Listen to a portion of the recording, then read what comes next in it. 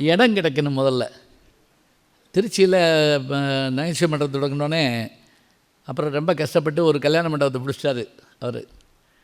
கல்யாண மண்டபத்தை அவர் அந்த உரிமையாளர் என்கிட்ட சொல்கிறாரு, இந்த மாதம் மட்டும்தான் உங்களுக்கு, இனிமே வந்து என்கிட்ட கேட்கக்கூடாது, ஏன் சிரிப்பு போயிடும். அவர் சொல்கிறார் பாருங்க, நீங்கள் எல்லோரும் சிரிக்க வைங்க, ஏன் சிரிப்பு போயிடும். சரின்ட்டு அப்புறம் நான் போய் அன்றைக்கி பேச ஆரம்பித்து, நான் பேசுகிறப்ப அவர் முன்னாடி உட்கார்ந்தார். நான் சொன்னேன், இந்த மண்டபத்தை ஐயா இன்றைக்கி கொடுத்துருக்காங்க, இங்கே நான் பேச ஆரம்பித்தோடனே மற்றவங்க பேச ஆரம்பிக்கிறப்ப எல்லோரும் சிரிக்க ஆரம்பிப்பீங்க. சிரிக்க சிரிக்க சிரிக்க சிரிக்க இந்த வைப்ரேஷன் அப்படியே இருந்துகிட்டே இருக்கும். இந்த மண்டபத்துக்குள்ளே கால் எடுத்து வைக்கிறப்ப அவர்களை அறியாமல் அந்த வைப்ரேஷன் பற்றி கொள்ளும். இங்கு நடக்கக்கூடிய திருமணங்கள் எல்லாம் காலங்காலத்திற்கு சிறப்பாக இருக்கும்னு நான் சொல்லி முடித்தேங்க. அவர் வந்து ஒரு வருஷத்துக்கு எடுத்துக்குங்க அப்படின்ட்டு போயிட்டார். ஜெயிச்சிட்டமா? சிரித்து கொண்டே ஜெயிக்கிறது வேற ஒன்றும் இல்லை. வைப்ரேஷன் என்ன அப்படின்னா வடமொழியில் ததாஸ்து அப்படின்னு ஒரு வார்த்தை இருக்கான், அப்படியே ஆகட்டும்னு அர்த்தமாகுது.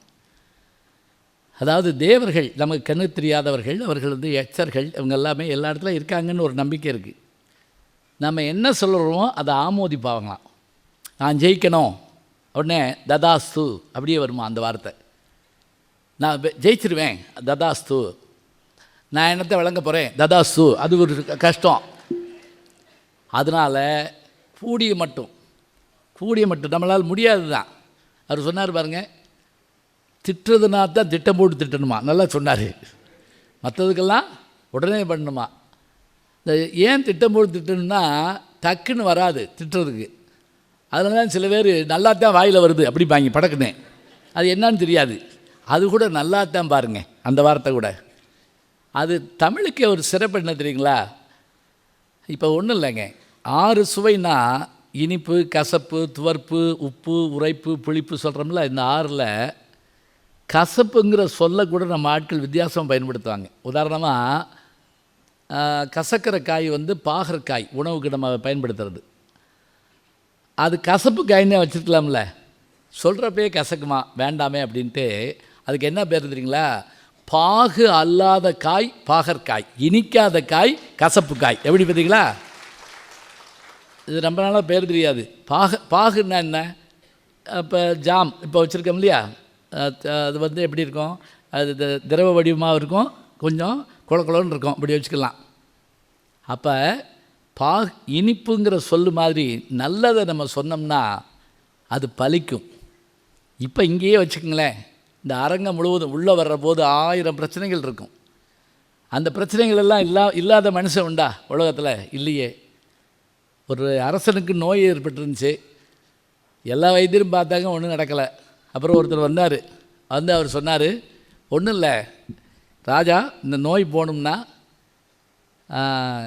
கவலையே இல்லாத மனுஷனுடைய சட்டையை வாங்கி நீங்கள் போட்டிங்கன்னா சரியாக போகும்.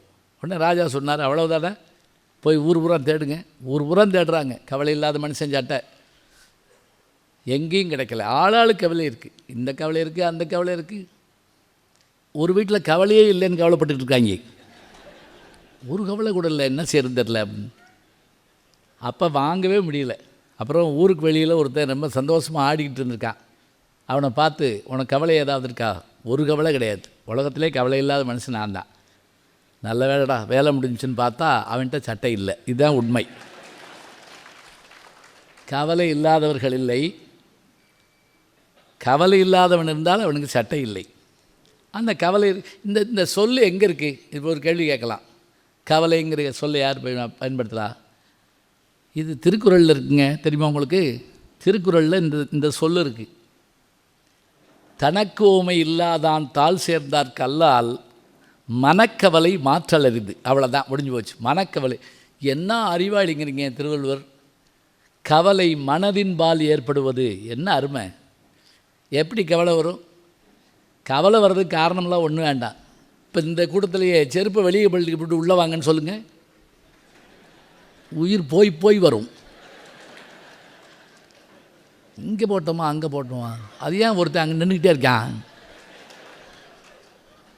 நான் மதுரையில் பார்த்தேன், ஒரு முருகன் கோயில், செருப்பை கழட்டி போட்டு உள்ளே போகணும். வாசல்னே கும்பிடலாம்.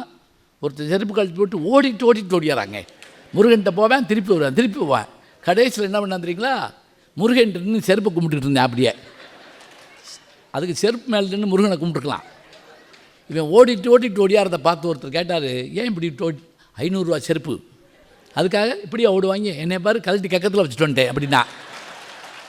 பெஸ்ட்டு, அது ஈஸி, கவலை இல்லாமல் இருக்கலாம். ஒரு வினாடி இந்த மனசு தாங்குதா யோசிச்சு பாருங்க. வீட்டை பூட்டினோமா, அப்படி ஆச்சா இப்படி ஆச்சா. இந்த டூர் போகிறதுன்னு சில சமயம் சுற்றுலா கிளம்புவோம். எதுக்குன்னா நிம்மதியாக இருக்க. பார்த்துருக்கீங்களா? நிம்மதியாக இருக்க கிளம்புனதுலேருந்து சண்டை நடக்கும். நிம்மதியாக இருக்கணும்னு கிளம்புனதுலேருந்து எங்கே போகிறதுங்கிறதுலையே சண்டை ஆரம்பிச்சிடும். எத்தனை தடவை தான் ஊட்டிக்கு போவாங்க, இப்படி ஆரம்பிக்கும் சண்டை. இது நிம்மதியாக இருக்கிறதுக்காக போகிறது.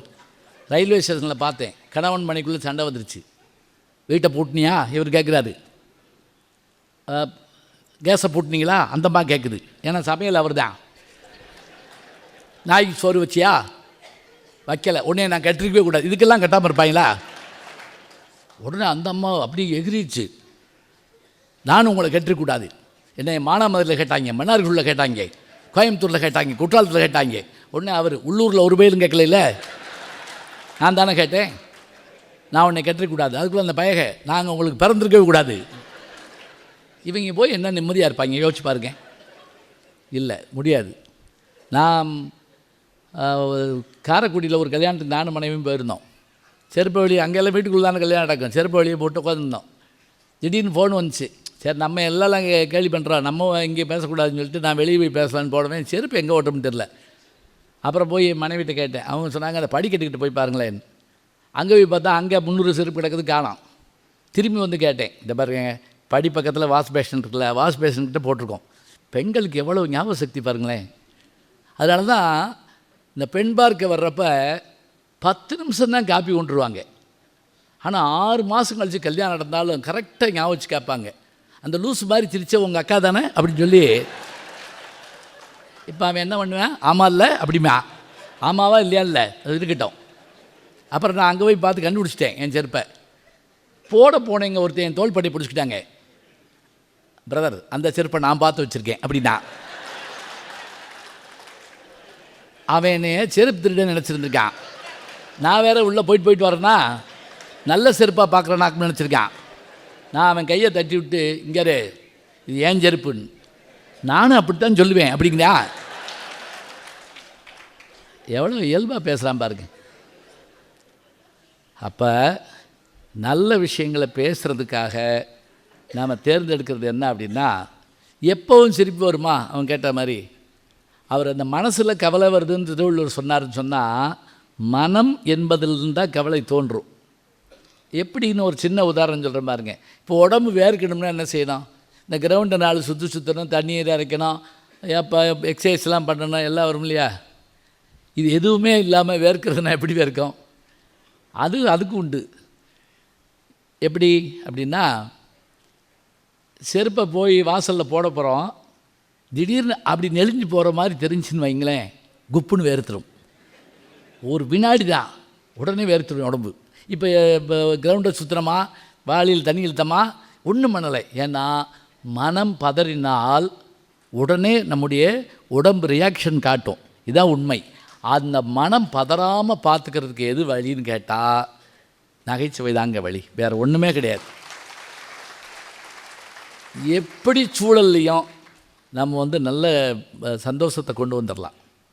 அது கொண்டு வரணும். இப்போ நான் அந்த தலைப்பை சிரித்து கொண்டே ஜெயிப்போம்னு கொடுத்துருக்கேன். இதுக்கு புத்தகமும் எழுதியிருக்கேன். அப்போ விஜய பதிப்பத்தில் கிடைக்கும், நீங்கள் வாங்கிக்கலாம். சிரித்து கொண்டே ஜெயிப்போம். இது ஏன் சிரித்து கொண்டே ஜெயிப்போம்னா, எப்போ பேட்டி எடுத்தாலும் என்ன செய்யணும்னா, நான் முன்னுக்கு வரதுக்கு என்ன காரணம் அப்படின்னு கேட்டால் நிறைய சொல்லுவாங்க. நான் படாத கஷ்டம் இல்லை, அப்போல்லாம் காலில் செருப்பு இல்லை, அப்போல்லாம் இப்படியே சொல்லுவாங்க. அது நியாயம் கூட. அப்படியே சொல்கிறது ஒரு வகை. அதை தாண்டியும் சில விஷயத்தை நம்ம கொண்டு வரணும். எப்படி இப்போ என்ன எடுத்துக்கிட்டிங்கன்னா, இன்றைக்கி வரவேற்று மேடையில் உட்கார வச்சு எல்லாம் சொல்கிறாங்கன்னா, இதுக்கு நான் பண்ணியிருக்கக்கூடிய பயணங்கள் மற்றவற்றை பார்த்தாலே வேறு ஒன்றுமே வேண்டாம். அதை பூரா நான் என்ன பண்ணேன் அப்படி பார்த்தீங்கன்னா தெரிஞ்சு போகும். நான் படாத கஷ்டம் இல்லை. நான் முதல்ல சொன்னேன் பார்த்தீங்களா, கஷ்டம்னு சொல்லுவேன். படாத கஷ்டம் இல்லை. ஆனால் அந்த கஷ்டத்தை நான் கஷ்டமாகவே வெளிப்படுத்தலை. அதான் உண்மை. இந்த ஆனால்ங்கிற சொல்லை எப்போ போடுறோம்னு தெரிஞ்சு வச்சுக்கோங்க. மேடையில் எல்லா இடத்துலையும் ஆனால் போடக்கூடாது. இப்போ ஒரு நண்பரை அறிமுகப்படுத்துகிறோம். என் நண்பர் இனியவர், உத்தமர், நல்லவர். ஆனால் அப்படின்னு என்ன அர்த்தம்? எதுவும் இல்லைன்னு அர்த்தம். அப்போ நான் கஷ்டப்படாமல் இல்லை, உண்மைதான்.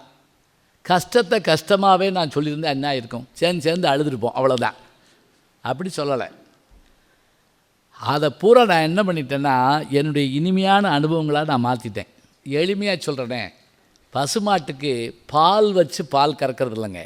பருத்தி கொட்டை, புண்ணாக்கு, வைக்கோல் வைக்கிறோம், அது பசும்பாலை நமக்கு தருது.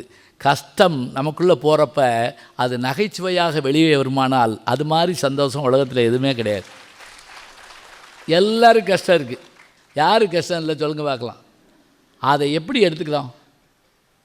பஸ்ஸில் பயணிக்கிற போது நமக்கு ஏற்படுற கஷ்டங்கள் 1000 இருக்கும். அதை பார்த்து ஆச்சரியப்படணும். அந்த நேரத்தில் கஷ்டமாக இருந்தாலும் நினச்சி பார்த்து சிரிக்கணும். என் நண்பர் பாண்டியராஜன் சொல்லுவார், நடிகர், இயக்குனர், ஒரு செயல் நடக்கும்போது இருக்கிற இன்பத்தை காட்டிலும் அதை நினைத்து கடக்கும்போது இருக்கிற இன்பம் இனிமையானது. எவ்வளோ அழகாக இருக்கு பாருங்க. நடக்கும்போது இருக்கிறத காட்டிலும் அதை நினச்சி பார்த்து கடக்கும்போது அப்போ அவ்வளோ மகிழ்ச்சியாக நமக்கு இருக்கும். அதுபோல் நான் ஒவ்வொன்றா நினச்சி பார்ப்பேன். அது திரும்ப சந்தோஷமாக மாற்றிக்கிட்டோம்னா சரியாக போகும்.